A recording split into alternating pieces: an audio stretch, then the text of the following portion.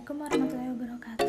Nama saya Melia Maharani Asnur, saya dari Program Hubungan Internasional kelas A 2018. Tujuannya dibuat video ini untuk memenuhi mata kuliah tugas isu-isu global. Pada kesempatan kali ini saya akan membawakan isu lingkungan, yaitu terkait kasus kebakaran hutan dan lahan di Kalimantan Timur pada tahun 2019. Tanpa berlama-lama lagi, langsung saja kita simak videonya. Yuk. Pak Jul, naik. Di belakang rumah warga kebakaran. Satelit Aqua milik NASA menangkap parahnya kabut asap akibat kebakaran hutan dan lahan di Indonesia sejak Minggu 15 September. NASA mengidentifikasi ada lebih dari 4.000 titik panas di Indonesia, kebanyakan berada di Kalimantan dan Sumatera. Sejumlah foto memilukan beredar luas di media sosial beberapa hari terakhir ini. Mulai dari ular piton raksasa yang hangus terbakar, hingga potret orangutan yang terkepung kebakaran hutan dan lahan dan kehilangan habitatnya. Kepolisian daerah Kalimantan Timur mencatat sejak Januari hingga Agustus tahun 2019 tercatat sudah ada 68 kasus kebakaran hutan dan juga lahan. Kebakaran hutan dan lahan ini terjadi di beberapa kabupaten yang ada di Kalimantan Timur, yaitu salah satunya ada di Penajam Pasar Utara yang titik apinya berlokasi di Nenang, Gunung Seteleng, dan Lawe-Lawe. Kemudian ada dari Kabupaten Kutai Kartanegara, terutama wilayah Samboja, khususnya di Tahura Bukit Soeharto, di mana kita ketahui sendiri, di sana kawasan hutannya cukup besar.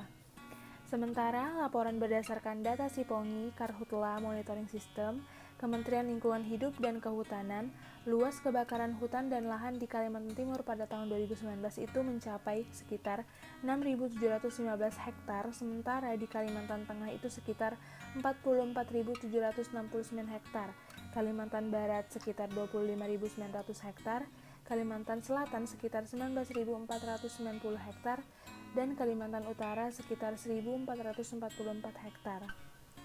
Namun, kebakaran di Kalimantan Timur ini lokasinya bisa dibilang cukup jauh. Meskipun tidak terlalu besar, petugas pemadam gabungan tetap menemui kendala karena lokasinya yang terjal, bahkan hampir di semua lokasi kebakaran sulit ditemukan mata air. Dan juga sebenarnya kebakaran hutan dan lahan di Kalimantan Timur ini tergolong kecil apabila dibandingkan dengan provinsi lain seperti Provinsi Jambi yang lainnya sampai memerah dan darurat asap di mana-mana.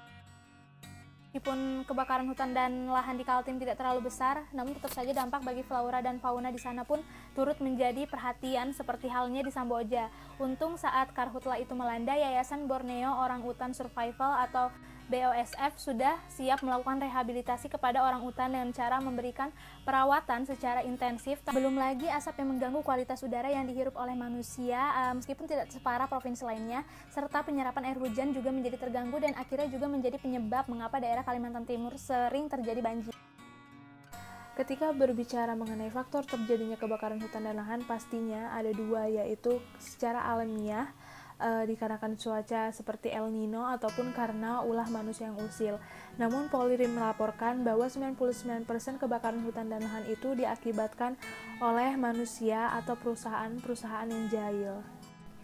Lantas, apakah isu lingkungan mengenai kebakaran hutan dan lahan di Kalimantan Timur saat ini bisa menjadi isu global?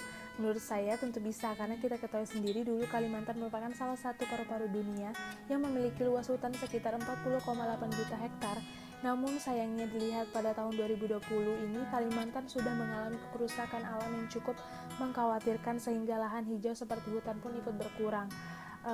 Tidak hanya Karhutla, terkait penambangan batu bara itu juga memperburuk keadaan. Dan apabila Karhutla masih terus terjadi, maka bukan tidak mungkin hutan dan lahan hijau makin terus berkurang dan rusak sehingga mempengaruhi keadaan alam baik secara nasional maupun global. Hal inilah yang juga menjadi pemicu bertambahnya tingkat pemanasan global yang akhir-akhir ini ramai diperbincangkan. Karena itu kita sebagai masyarakat harus mulai sadar nih betapa pentingnya kita memperhatikan lingkungan sekitar, mulai dari hal-hal kecil dulu deh, seperti membuang sampah pada tempatnya. Ini akan berdampak positif bagi kehidupan kita ke depannya dan alam semesta. Sekian informasi dari kasus yang bisa saya sampaikan. Lebih dan kurangnya mohon dimaafkan. Wassalamualaikum warahmatullahi wabarakatuh.